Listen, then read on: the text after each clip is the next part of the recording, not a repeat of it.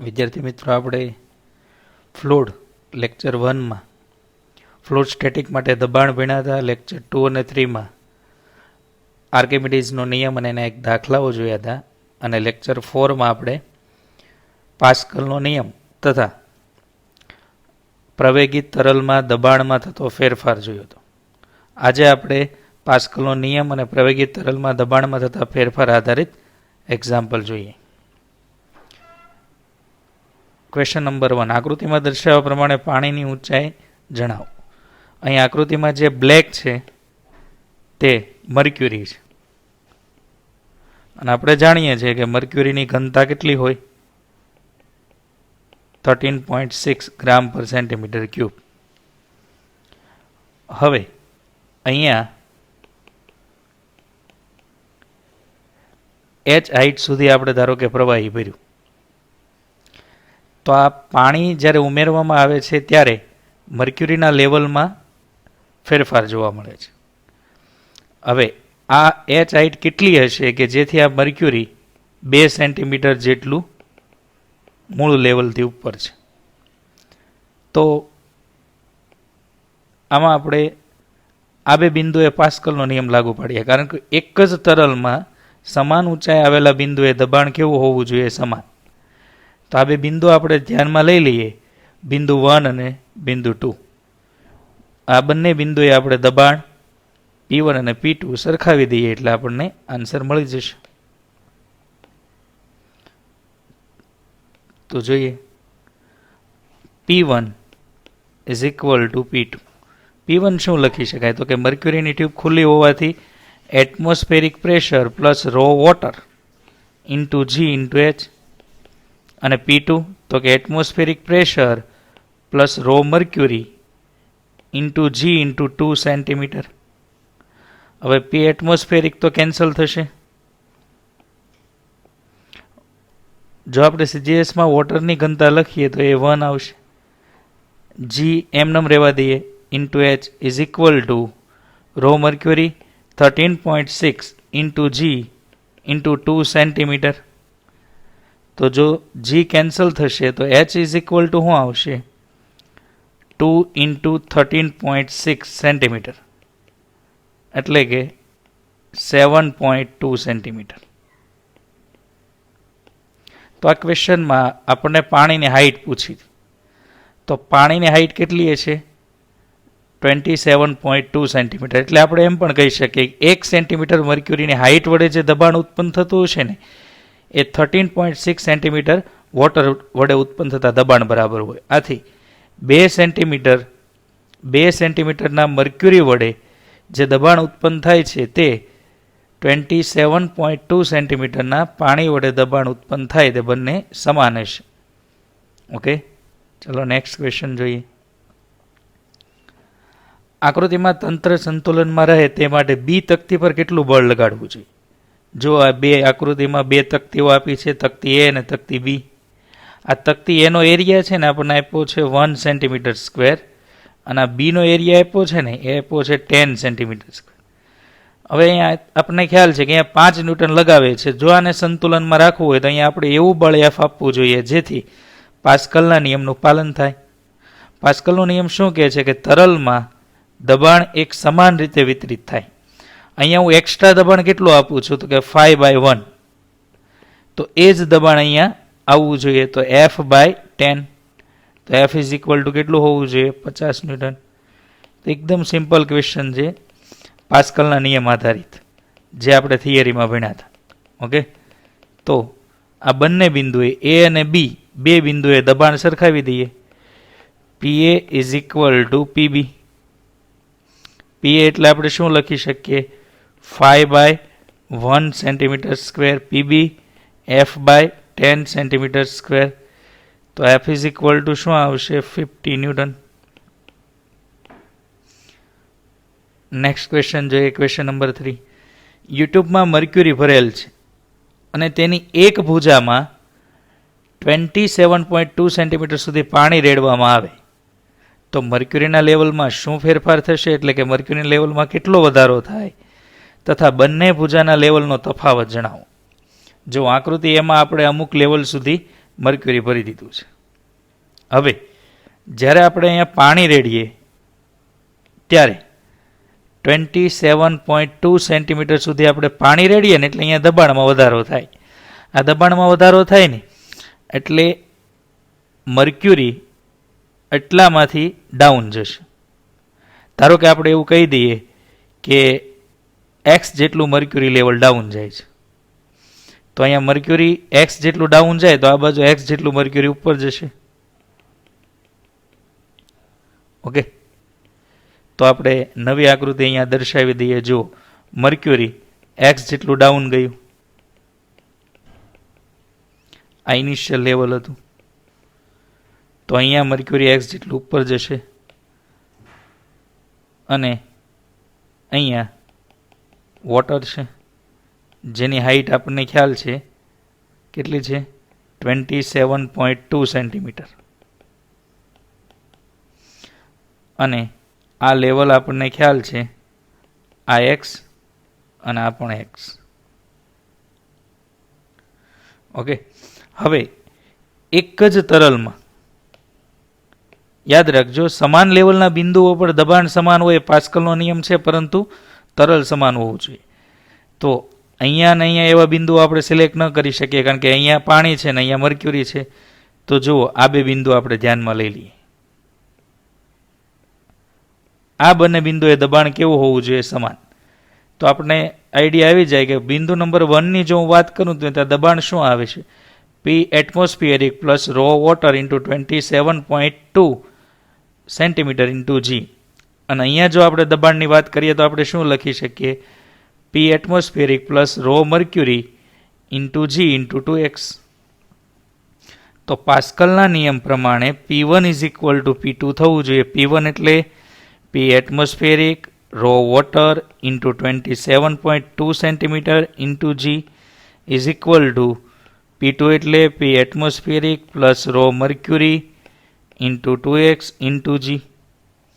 હવે અહીંયા P atmospheric cancel થશે અને જો આપણે કેલ્ક્યુલેશન કરીએ તો અહીંયા આપણે રો વોટર એટલે 1, 27.2, G પણ કેન્સલ થશે અને મર્ક્યુરીની ઘનતા 13.6 ઇન્ટુ 2x. તો જો આપણે અહીંયા એક્સ મેળવશું તો એ આપણને મળશે 1 સેન્ટીમીટર. એટલે આપણે એમ કહી શકીએ કે યુટ્યુબમાં મર્ક્યુરી ભર્યો હોય ને જો એક ભૂજામાં આપણે પાણી રેડીએ કેટલા સેન્ટીમીટર ઊંચાઈનું, તો કે 27.2 સેન્ટીમીટર સુધી પાણી રેડી દઈએ. મર્ક્યુરી યુટ્યુબમાં મર્ક્યુરી સમતોલન અવસ્થામાં હતું ને એક ભૂજામાં જો આપણે 27.2 સેન્ટીમીટર સુધી પાણી રેડીએ તો મર્ક્યુરીનું લેવલ બીજી ભૂજામાં 1 સેન્ટીમીટર જેટલું ઉપર જાય. આ ઉપરાંત આપણને શું પૂછ્યું છે? તો કે બંને ભૂજામાં લેવલ ડિફરન્સ જણાવો. હવે જુઓ આ બિંદુ અને આ બિંદુ, આ બંને વચ્ચેનો આપણે હાઇટ ડિફરન્સ મેળવવો છે. ધારો કે h છે તો આકૃતિ પરથી જ આપણને ખબર પડી જાય કે h બરાબર શું આવશે? 27.2 માઇનસ 2x. તો બંને ભુજામાં લેવલનો તફાવત h is equal to 27.2 minus 2x is equal to 25.2 centimeter. Okay, next question જોઈએ. જો આકૃતિમાં દોરીમાં તણાવ શોધવાનું છે. બ્લોકની ઘનતા આપી છે આપને 1000, બ્લોકનું વોલ્યુમ આપ્યું છે 1000 સેન્ટીમીટર ક્યુબ, એની ઘનતા આપી છે 0.8 ગ્રામ પર સેન્ટીમીટર ક્યુબ. જે લિક્વિડમાં આપણે રાખ્યું છે એની ઘનતા 1.2 આપ્યું છે. તંત્ર સ્થિર હોય ત્યારે દોરીમાં તણાવ અને તંત્ર ઉપર તરફ 5ના પ્રવેગથી ગતિ કરે ત્યારે. જો આકૃતિમાં જ આપણે સમજી લઈએ. જો આ બ્લોક છે, આ બ્લોકની ઘનતા આપણને કેટલી આપી છે? તો કે બ્લોકની ઘનતા આપણને આપી છે 0.8, આ ઘનતા આપી છે આપણને 1.2. હવે જો આપણે તણાવ મેળવવું છે તો તણાવ આ દિશામાં હશે. શા માટે? કારણ કે બ્લોકની ઘનતા ઓછી છે, આથી ઉત્પ્લાવક બળ વધારે છે. ઓકે, તો આકૃતિ પરથી જ આપણને ખ્યાલ આવી જાય કે જો આપણે તણાવ મેળવવું હોય તો તણાવ શું આવશે, તો કે ઉત્પ્લાવક બળ માઇનસ વજન બળ. ઓકે, તણાવ બરાબર શું થશે, ઉત્પ્લાવક બળ માઇનસ વજન બળ. કેમ, તો કે પ્રવાહીની ઘનતા વધુ હોવાથી વજન બળ કરતાં ઉત્પ્લાવક બળ વધુ હશે. આથી આ બ્લોક ઉપર તરફ જવાની કોશિશ કરશે. જો આ બ્લોક ઉપર તરફ જવાની કોશિશ કરશે તો દોરી એને નીચે તરફ ખેંચે. માટે દોરીનું તણાવ બરાબર ઉત્પ્લાવક બળ માઇનસ વજન બળ. ઓકે, તો આપણે દાખલો ગણીએ. જો આપણે અહીંયા એવું લખી શકીએ કે તણાવ બરાબર buoyant force minus mg. Buoyant ફોર્સમાં આવશે તો કે રો લિક્વિડ ઇન્ટુ વી into g minus rho block into વી ઇન્ટુ જી. તો અહીંયા આપણે લખી શકીએ rho liquid minus rho block into v g. Okay, હવે જ્યારે તંત્ર સ્થિર હોય ત્યારે, જો તંત્ર સ્થિર હોય ને તો જી આપણે જી લેવાનું. તો આપણે તંત્ર સ્થિર હોય ત્યારે મેળવીએ તો 1.2 માઇનસ આ કેટલું છે આપણી પાસે 0.8 ઇન્ટુ વોલ્યુમ 1000 ઇન્ટુ જી. જી આપણે જો CGS એકમમાં લખીએ તો એ પણ 1000 આવશે. એટલે 0.4 ઇન્ટુ 10⁶, એટલે કે 4 ઇન્ટુ 10⁵ ડાઇન, એટલે કે 4 ન્યૂટન. હવે આપણે વાત કરીએ, જો તંત્ર ઉપર તરફ 5 મીટર પર સેકન્ડ સ્ક્વેરના પ્રવેગથી ગતિ કરે તો આપણે જી ઇફેક્ટિવ શું લખીએ, જી પ્લસ એ. એટલે જી પ્લસ એ એટલે જી કેટલો છે 10 અને એ કેટલો છે 5 એટલે 15. તો હવે આપણે નવું તણાવ જો મેળવવું હોય તો તણાવ શું આવશે, rho minus rho of liquid minus rho block into G effective into V, rho block into V into G effective. તો આપણે જો અહીંયા આપણે કિંમત મૂકીશું તો શું આવશે, 1.2 minus 0.8 into 1000 into G effective કેટલું છે આપણી પાસે 15 મીટર પર સેકન્ડ સ્ક્વેર. CGSમાં લખીએ તો 1500 સેન્ટીમીટર પર સેકન્ડ સ્ક્વેર. ઓકે, તો આપણે અહીંયા શું લખી શકીએ, 0.4 ઇન્ટુ 15 ઇન્ટુ 10⁵, એટલે આવશે 6 ઇન્ટુ 10⁵ ડાઇન. એટલે જો ન્યૂટનમાં લખવું હોય તો આપણે શું લખી શકીએ, 6 ન્યૂટન. તો તંત્ર જ્યારે સ્થિર હોય ત્યારે દોરીમાં 4 ન્યૂટનનું તણાવ ઉત્પન્ન થતું હશે અને તંત્ર જ્યારે ઉપર તરફ 5 મીટર પર સેકન્ડ સ્ક્વેરના પ્રવેગથી ગતિ કરે ત્યારે તણાવ વધી જશે અને કેટલું થઈ જશે, 6 ન્યૂટન. ચલો હવે ત્યારબાદ આપણે ક્વેશ્ચન જોઈએ. Question number 5. આકૃતિમાં યુટ્યુબની એક ભુજાને બંધ કરી દેવામાં આવે અને બીજી ભુજાને અનુલક્ષીને ભ્રમણ કરાવવામાં આવે તો બીજી ભુજામાં દબાણ જણાવો. જો આપણે અહીંથી આ ભુજાને બંધ કરી દીધી, એક ભુજાને બંધ કરી દઈએ એટલે ત્યાં દબાણ 0 થઈ જશે.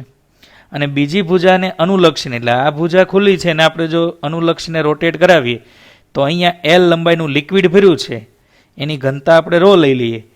તો આ લિક્વિડ જે ભર્યું છે ને એ લિક્વિડને આ દિશામાં ધક્કો લાગે, કારણ કે રોટેશન આપણે આ રીતે કરાવશું એટલે આ દિશામાં ધક્કો લાગશે. એટલે લિક્વિડ આ બાજુથી ધક્કો લાગતો હોવાથી તે જમણી બાજુએ ઉપર તરફ જશે. કઈ રીતે જોજો, અહીંયા જે આ લિક્વિડ ધારો કે y જેટલું આ લિક્વિડ ઘટે છે તો એ લિક્વિડ અહીંયા જતું રહેશે.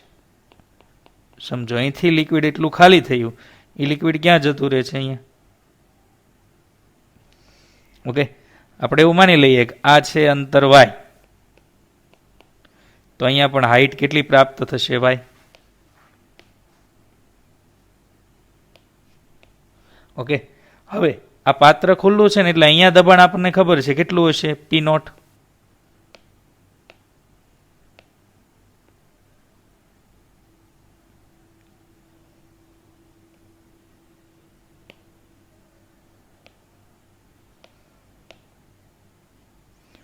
અહીંયા દબાણ હશે પી નોટ.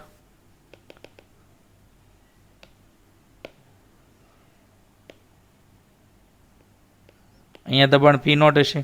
અહીંયા દબાણ આપણે મેળવી લઈએ તો એ આપણે ઇન્ટિગ્રેશન દ્વારા મેળવી શકીએ. જો અહીંથી આપણે એક્સ અંતરે એક ડીએક્સ ખંડ ધ્યાનમાં લઈએ.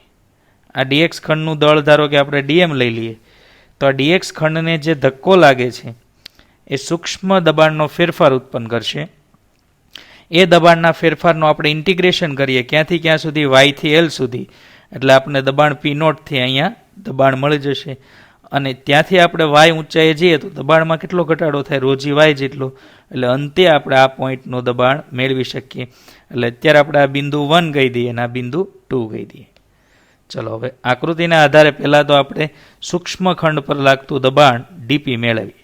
તો ડીપી શું આવશે? Rho into omega square. જો આને આપણે દબાણ નાનો અમથો ખંડ લઈ લઈએ, એનું દળ ડીએમ લઈ લઈએ, તો DM into omega square x એવું લખી શકીએ. હવે DM into omega square, sorry, આપણે સૂક્ષ્મ બળ જો ડીએફ લઈ લઈએ તો એ શું આવશે? DM into omega square x. હવે જો આપણે દબાણ મેળવવું હોય તો આને આપણે એરિયા વડે ડિવાઈડ કરી દઈશું. તો પહેલાં તો આપણે ડીએફ લખી દઈએ. ડીએફ બરાબર શું થશે? રો એરિયા ધારો કે A into dx omega square x. હવે આપણે બંને બાજુ એરિયા વડે ડિવાઈડ કરીએ એટલે આપણને સૂક્ષ્મ પ્રેશર ડીએફ મળશે. ડીપી. તો ડીપી ઇઝ ઇક્વલ ટુ શું થશે? Rho omega square X DX. હવે જો આપણે આ સૂક્ષ્મ ખંડને કારણે દબાણનો ફેરફાર જોઈતો હતો મેળવો. હવે આપણે મેળવવું છે શું? તો કે વાયથી એલ સુધીમાં દબાણમાં શું ફેરફાર થાય? તો આપણે એનું ઇન્ટિગ્રેશન કરશું. હવે લિમિટ શું આપશું? તો કે વાય પાસે દબાણ છે ને પી નોટ છે, અને એલ પાસે દબાણ આપણે મેળવવું છે એ P1 કહી દઈએ, વાયથી એલ સુધી. તો અહીંયા આપણે શું લખી શકીએ? તો કે P1 minus P naught is equal to rho omega square x ડીએક્સનું સંકલન શું થશે? એક્સ સ્ક્વેર બાય 2, અને બાય 2 આપણે બહાર મૂકી દઈએ અને લિમિટ આપી દઈએ તો L square minus Y square. Okay, તો અહીંથી આપણને P1 મળી ગયું. P1 આપણે શું લખી શકીએ? P1 is equal to P naught plus rho 1/2 rho omega square L square minus Y square. હવે આપણે ત્યાંથી ક્યાં જવું છે? 2 બિંદુએ. તો સમજો 1 થી 2 એ જવું હોય તો હાઇટ પ્રાપ્ત કરીએ તો દબાણમાં ઘટાડો થાય. તો જો આપણે અંતે દબાણ લખવું હોય તો આપણે લખી શકીએ P2 is equal to P1 minus rho GY, એટલે કે P naught plus 1/2 rho omega square L square minus Y square minus rho GY. Okay, next question જોઈએ. 10 ગ્રામ દળનો એક રબરનો દડો છે, પાણીમાં 10 મીટર ઊંડાઈએ છે.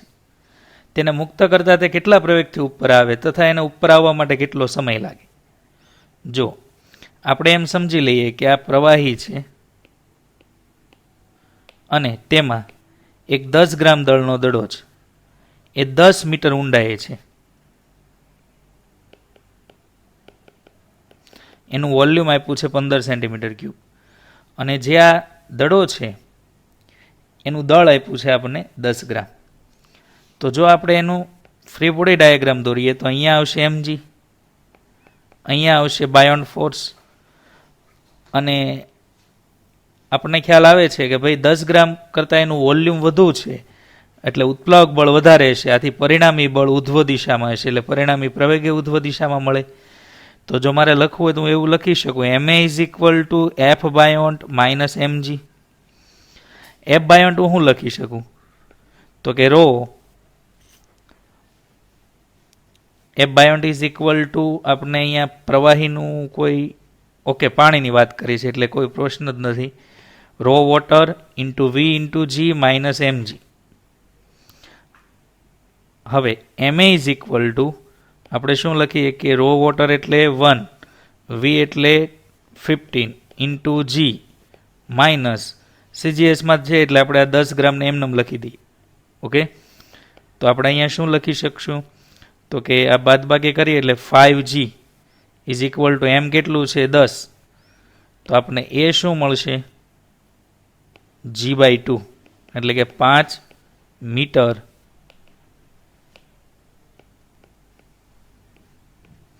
હવે પ્રશ્ન થશે કે બધું સીજીએસમાં હતું તો જી કેમ આપણે એમકેએસમાં લીધું?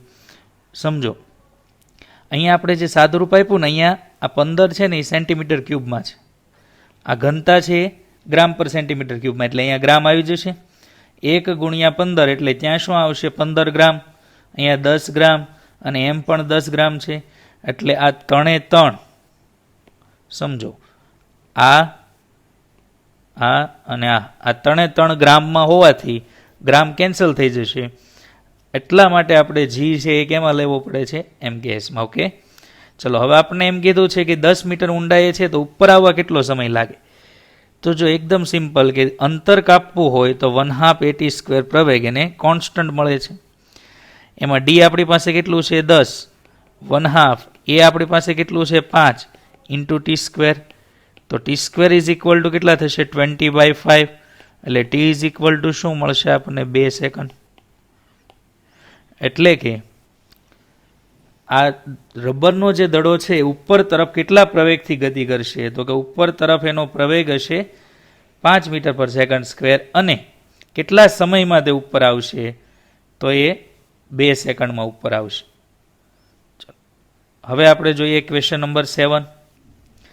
આકૃતિમાં આપણે એવું કીધું છે કે પ્રવાહી બહાર ન આવે તે માટે કેટલા મહત્તમ પ્રવેગથી આને ગતિ કરાવી શકાય. સમજો આખું લિક્વિડથી ભરેલું છે.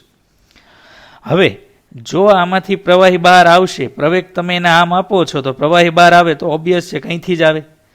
હવે ત્યાંથી પ્રવાહી ક્યારે બહાર આવે? જ્યારે અહીંયા પ્રવાહી દબાણ છે ને રોજીએસ કરતાં વધી જાય ને ત્યારે. ક્લિયર છે ને? સમજો, અહીંથી પ્રવાહી ક્યારે બહાર આવે? અહીંયા દબાણ રોજીએસ કરતાં વધી જાય ત્યારે.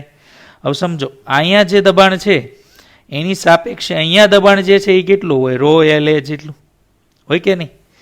તો અહીંયા આ બિંદુની સાપેક્ષે, બિંદુ 1 કહી દે ને બિંદુ 2, 1 ની સાપેક્ષે અહીંયા 2 માં દબાણમાં જે વધારો થાય ρLA છે, અને જો અહીંયા 2 દબાણ એ રોજીએ જ બરાબર હોય તો પ્રોબ્લેમ સોલ્વ થઈ ગયો. કે આ 1 બંધ છે એટલે અહીંયા દબાણ 0, 0 ની સાપેક્ષે અહીંયા દબાણ શું છે? રોજીએ. હવે આ રોજીએ જ છે, ઓકે સોરી, આ બંને બિંદુઓ ખુલ્લા છે એટલે અહીં બંને એટમોસ્ફિરિક દબાણ છે એટલે આપણે કેન્સલ કરી દઈએ. અહીંયા 1 પાસે દબાણ હોય એની સાપેક્ષે અહીંયા દબાણ કેટલું વધ્યું? ρLA. જો એ ρLA રોજીએ જ બરાબર હશે ત્યાં સુધી પાણી બહાર નહીં આવે, પણ જ્યારે આ ρLA દબાણ એ રોજીએ જ કરતાં વધી જાય ત્યારે પ્રવાહી બહાર આવવા લાગશે. ઓકે, તો કન્સેપ્ટ એકદમ ક્લિયર છે, કંઈ ખાસ એવું છે નહીં આમાં તર્ક એવું કે આ તરલ જ્યારે આ ટ્યુબમાં જ્યારે ગતિ થાય ત્યારે આપણે આ બિંદુ જ દર્શાવેલા છે, ફરીથી દર્શાવી દઈએ. આ બિંદુ 1 અને આ બિંદુ 2, પ્રવેગ આ દિશામાં છે એ જેટલો. તો જો આપણે વાત કરીએ બિંદુ 1 ની સાપેક્ષે 2a, તો P2 - P1 is equal two ρg ρLA. એ આપણે થિયરીમાં ભણ્યા છીએ કે પ્રવેગિત ગતિ કરે ત્યારે દબાણમાં કેટલો વધારો થાય તો કે ρLA જેટલો. હવે જો આ દબાણનો તફાવત કોના બરાબર હોય? રોજીએ જ બરાબર હોય, તો આપણે સિમ્પલી કહી શકીએ કે તરલ બહાર ન આવે.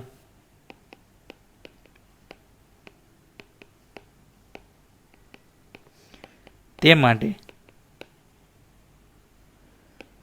P2 - P1 બરાબર રોજીએ જ થવું જોઈએ. હવે કેમ મેં P2 - P1 લીધું? કારણ કે આપણને ખબર છે કે અહીંયા દબાણ એ કોના બરાબર હશે? P1 બરાબર જ હશે, કારણ કે બંને પાત્ર તો બંને બાજુથી ખુલ્લું છે. તો આપણે શું લખીએ કે રો એલ એ બરાબર રો જી એચ. તો આપને શું મળી જશે? પ્રવેગ એ બરાબર G H by L. Last question જોઈએ. આકૃતિમાં આપણને હાઇટનો તફાવત મેળવવાનો કીધો છે. જો આકૃતિમાં વધારાની ડિટેલ હું આપી દઉં. રો ઘનતાવાળું પ્રવાહી છે, એલ લંબાઈની એ નળી છે, આ એચ હાઇટ સુધી છે, અને ઓમેગા કોણીય વ્યક્તિ ભ્રમણ કરાવવામાં આવે છે. જોઈએ, જો આને ઓમેગા કોણીય વ્યક્તિ ભ્રમણ કરાવું, અહીંયા દબાણ પી નોટ હોય તો આપણને ક્લિયર એટલી વસ્તુ તો ખ્યાલ છે ને. આ હાઇટ ધારો કે હું H1 ધારી લઉં તો અહીંયા પણ આ હાઇટ H1 હશે. ઓકે, હવે જો હું વાત કરું કે અહીંયા દબાણ પી છે ને તો અહીંયા શું આવશે? પી નોટ પ્લસ રોજી H1. ત્યાંથી અહીંયા જાઓ દબાણમાં કેટલો વધારો થાય? તો કે ઓમેગા સ્ક્વેર એલ જેટલો દબાણમાં વધારો થાય. ત્યાંથી અહીંયા જાઓ દબાણમાં કેટલો ઘટાડો થાય?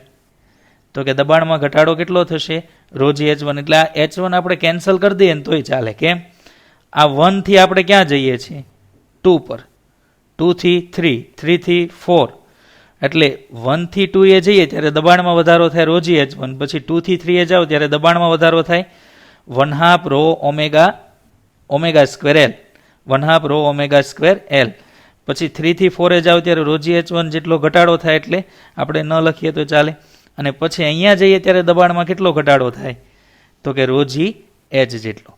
અને પછી અંતિમ દબાણ છે 5 બિંદુ, એ તો આપને ખબર છે પી નોટ બરાબર હશે. ઓકે, તો જો આપણે શું લખી શકીએ? 1 થી શરૂ કરીએ. 1 થી શરૂ કરીએ તો પી નોટ, પછી ઊંડાઈએ જઈએ તો દબાણ વધે રોજી H1. પછી ત્યાંથી ક્યાં જઈએ છીએ આપણે? બિંદુ નંબર 3 પર. તો 3 પર દબાણમાં શું ફેરફાર થશે? દબાણમાં વધારો થશે કેટલો? 1/2 રો ઓમેગા સ્ક્વેર એલ. ત્યાંથી આપણે ક્યાં જઈએ? 4 પર. તો દબાણમાં ઘટાડો થાય રોજી H1. ત્યાંથી આપણે ક્યાં જઈએ? 5 પર. તો દબાણમાં શું થશે? ઘટાડો થશે કેટલો? રોજી એચ જેટલો, કારણ કે હાઇટ ડિફરન્સ એચ છે. જુઓ અહીંયા આ હાઇટ કેટલી હશે? એચ. ઓકે, અને બરાબર આપણને શું મળશે? પી નોટ. તો હવે આપણે બંને બાજુએ કેન્સલ કરતા જઈએ તો જુઓ પી નોટ કેન્સલ થાય, રોજી H1 કેન્સલ થશે. તો વધ્યું શું? 1/2 rho omega square L is equal to rho g h. હવે આપણે શું મેળવવું છે? એચ. તો h is equal to rho cancel થાય omega square L by 2g. Okay, thank you.